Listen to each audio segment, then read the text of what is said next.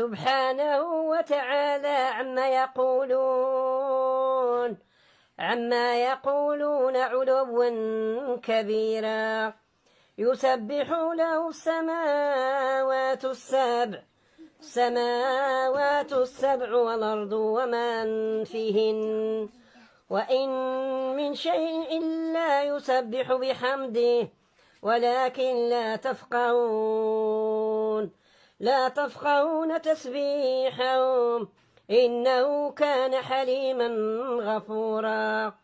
وإذا قرأت القرآن جعلنا بينك وبين الذين لا يؤمنون بالآخرة حجابا مستورا. وجعلنا على قلوبهم أكنة أن يفقهوه وفي آذانهم وقرا.